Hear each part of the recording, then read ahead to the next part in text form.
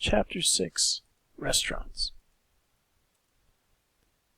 From a historical standpoint, what we know is that we were supposed to have started these in the 1700s.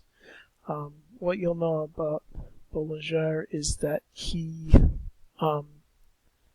was part of a person that was tired of what they used to call guilds, where you had to belong to a guild to make soup, for example. And he thought that was monopolistic, which it was, and so he suggested that they should be able to be independent. So we get that term restore and restaurant came from him and his effort to destroy the guilds in France. Some basics: the restaurant industry, that number is probably a little bit higher, and half of our food dollar goes to restaurants. What does that mean? It means that the possibilities for restaurants seem to be endless as far as variety goes. So, a couple of things that added to our culinary taste, as it were. French revolutions not revolutions, there was only one, coming over so that they didn't lose their heads, literally. And Jefferson brought the first French chef to the White House when he became president. So you have that, okay? And then you have classical cuisine, just some history here about Escoffier. So again,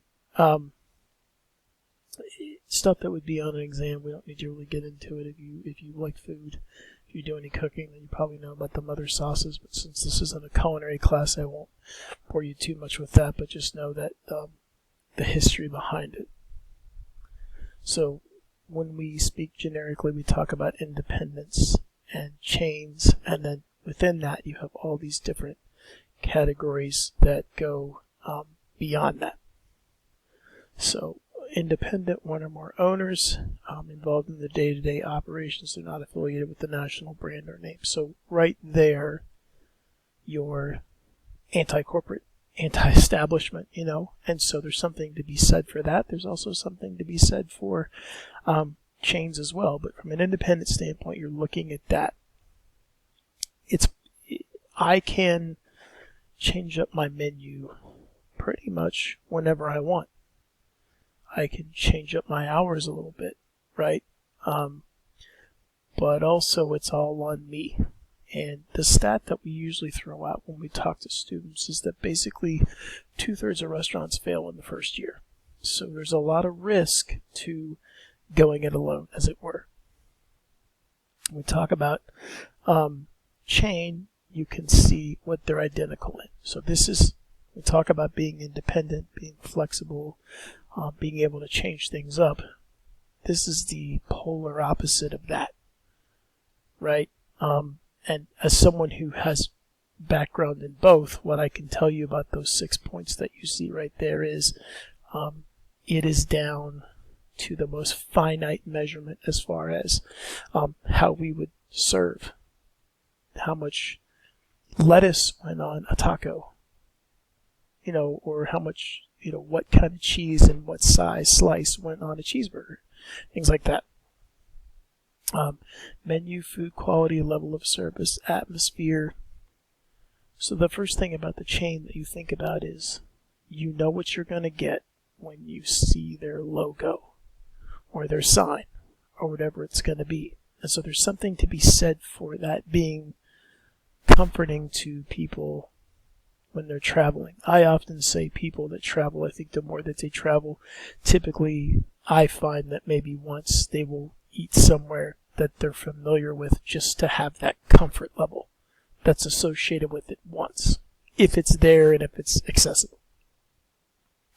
Franchising is where we talk about heading in that direction, much like we talked about with hotels. Again, other people's money. And usually we talk about chains when we franchise. Why? You know it works. You know it's probably less likely to fail. Doesn't mean that it can't. But you know that it's a proven concept. The franchise fees can be very, very high. Construction costs, money that you don't get to keep, you're paying out for the name and the brand. And then also don't forget that when you're talking about marketing and advertising, that's usually for a national campaign, not a local campaign. So there's that.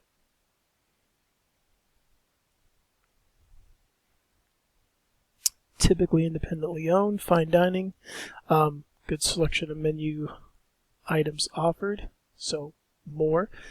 And remember, as we offer more, we still need to sell them. So you've been to places where you've seen this menu and it seems like an encyclopedia. That's great if all the items on that in that encyclopedia sell.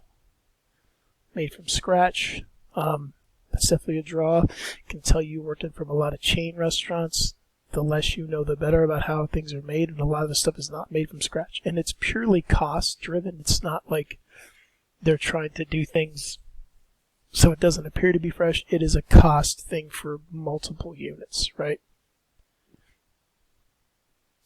We can categorize based on price, decor, level of formality, menu. That makes sense in fine dining.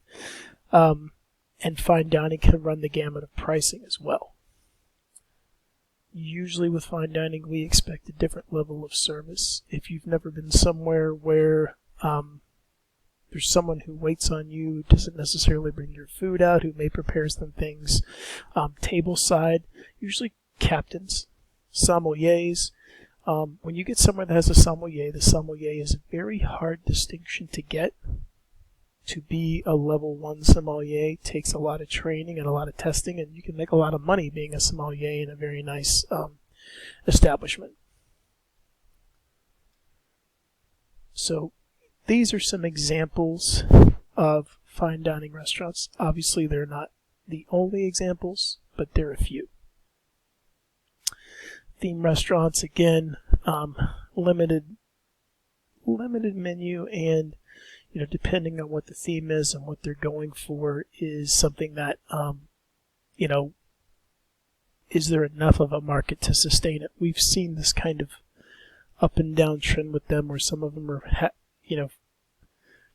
sustainable for a while, then they kind of fade off, much like celebrity restaurants that again, first it was Hollywood stars. I think the more popular thing now are chefs, celebrity chefs, and you can thank the Food Network for that, because that has brought on this thing where, we want to go to this restaurant because we love his show on the Food Network, and we love her show on the Food Network, and we have to go somewhere where the menu was created by her. They do fairly well. And in certain cases, if there's not a lot of them, there's a chance to actually maybe see this celebrity in person at these places. It's becoming less and less likely, but it does happen. And of course, steakhouses don't expect to see the same customers every week, because with the price point, very few people do that. It's more special occasion. Doesn't mean it's any less tasty, but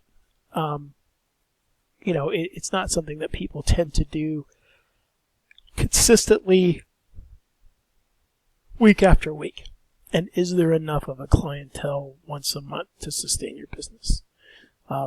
Casual is, again, more relaxed, and it can have several different classifications.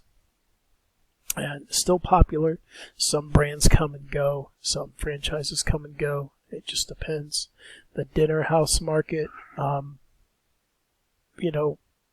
could be themed, could have eclectic. You also have to remember, within the franchises and within the chains, like I worked for a chain that had specific decor, but then there was a small percentage in the budget to make sure that part of that decor fit the city that we were in, and to put something unique that people in the city would recognize and like. So, I lived in Lubbock, Texas, and if you know that much about Lubbock, Texas, you've got Texas Tech University and you've got Buddy Holly.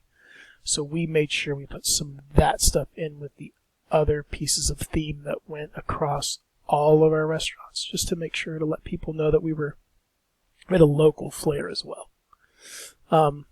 Again, family restaurants, informal, simple menus. appeal to the family.